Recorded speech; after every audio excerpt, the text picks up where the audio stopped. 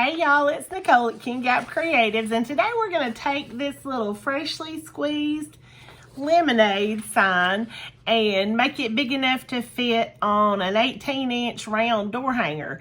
And the way we're going to do that, we're going to take this template, and it's in pieces because I need it to be bigger than the 8.5 by 11 that my printer will print. So I'm going to be cutting all this up and taping it together, and then we're going to use graphite paper to trace it onto the round, and then we're going to have some fun painting. So if that sounds good to you, stick around. So what we're going to be doing first is just cutting off all the excess, like everything that doesn't have to be traced, so that you can really zero in on what does. And then after that, we're just going to be going in to where the lines cut off and just trimming it right down to the edge there. Like this one, we'll cut off this logo, and then we'll trim back here to that edge where the lines are going to meet. Same thing with this. We'll just get it trimmed to where it lines up perfectly with the other one. And then once we get all that done, we're just gonna tape it back together. Like this one right here just has barely a little bit up here, but we still need to trim that out so that the template will be complete.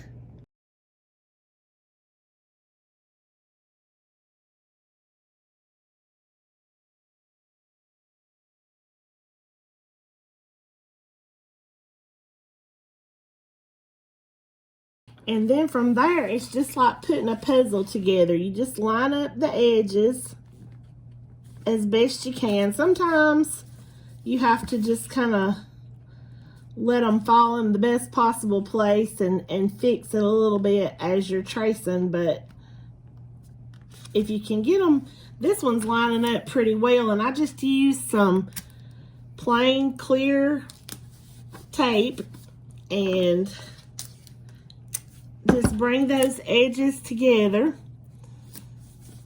And this one, really, I have done some that are pretty complicated to get pieced, but this one was pretty easy if I can just figure out what I did with that last little piece. Let's see. I think this is the lemon. Yeah, there we go.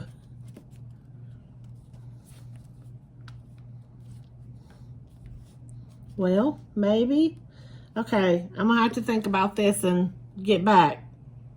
Yeah, that little piece at the bottom was the trickiest one. I couldn't see it, but it was the bottom of the lemon. So I'm just gonna get that taped up, and we're coming right along now. This is what I was having trouble with. This little tiny piece down at the bottom, you can kind of see where that came together. I'm going to tape it again at the edge because I'm afraid I'll lose it if I don't. Because once you start tracing, you know, you really do just have to stay as close with the lines as you can, or it can get to be a mess real quick. So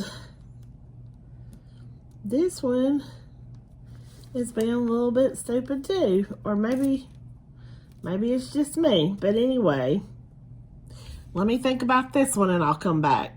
And then once you get it all pieced together, you can still do some trimming to make it look a little better and a little bit easier to trace. Because that edge right there, I don't know if you can tell, but it's still a little wonky donkey right there, but we're gonna get it. But that completes our template, and now we'll get to tracing. So I am really glad the objective of this video was not getting the perfectly sized template every time, because I didn't. Turns out I made this way too small for a 16-inch round. So I didn't have time also to go out and cut anything else. So we're just going to use a 12-inch round, and it already had something on it, so I had to paint over that. Sometimes you just got to make it work. So what I'm doing now, I'm just taping together these two pieces of graphite paper, and I might have been able to do it with one, but I don't think so, because it's just a little bit too big. The good news is you can reuse this stuff, and I like to just kind of form it around the edges so that it doesn't slip while you're tracing. Just always make sure that the shiny side is down so that when you do all that tracing, it picks up. And then you're just going to lay your template down over it and just kind of eyeball it to make sure it's lined up pretty good. And this one has so many, what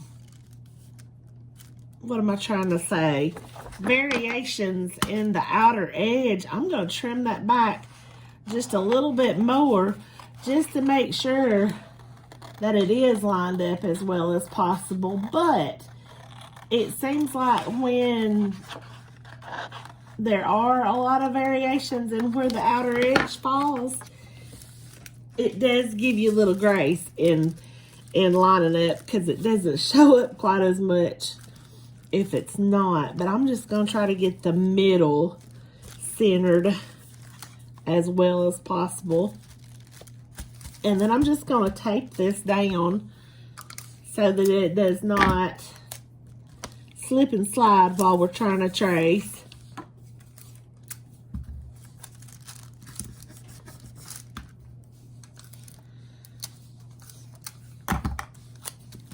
There we go. All right, so let's get to tracing.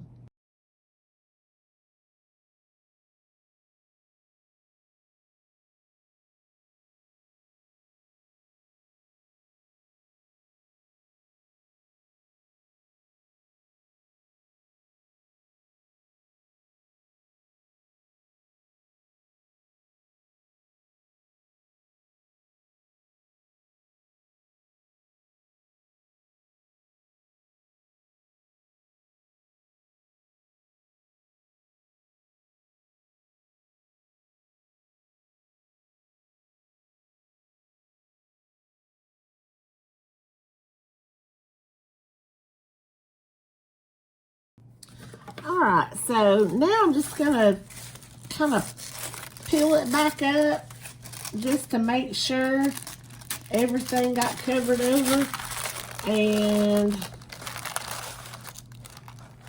it looks like it did, at least good enough. I think my paint was a little thick in spots, and that maybe hindered it a little bit.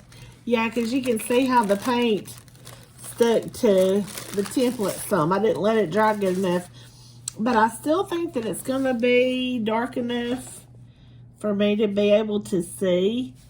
So I'm going to take a break, and then we'll get to painting. And just wanted to mention too, one thing you can do if your lines are not quite as dark as you would like for them to be before you start painting, and normally they are. I think I just really did not let this base coat of paint dry good enough. So I am having a little bit of trouble seeing some of these lines.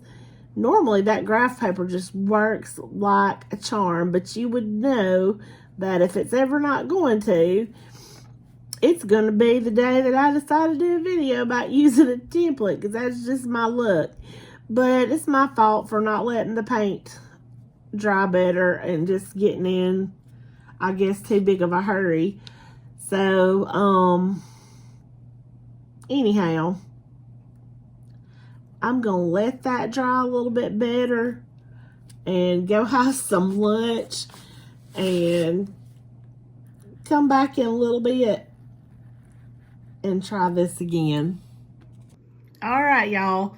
This is looking a hot mess right now. This is probably the worst experience I have ever had with a template, the one I'm trying to video. But again, the objective was just to show you how a template can work, not necessarily how off course this one went. So I've traced some of the lines with my Sharpie. The only thing that's going to help it now is to go ahead and get some paint down. So let's see what we can do with this.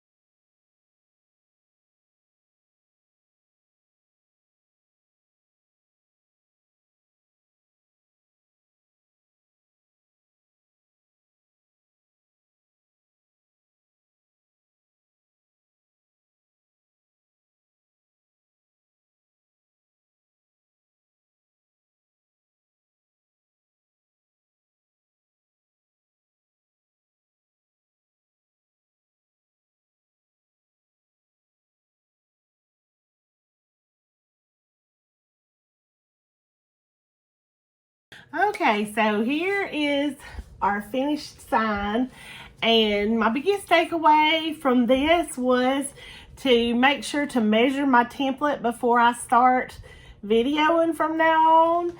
But overall, I'm pretty pleased with it. We had a couple bobbles, a few little things go wrong along the way, but that always happens when I'm videoing. So it turned out good anyway, and I appreciate y'all watching. So just stick around for what's coming next week, and I'll be just as surprised as you are, because at this point I really don't know. I think this will probably though be the last of the summer designs for this season, because I'm just itching to jump into fall. So I'll see y'all next week. Thanks for watching.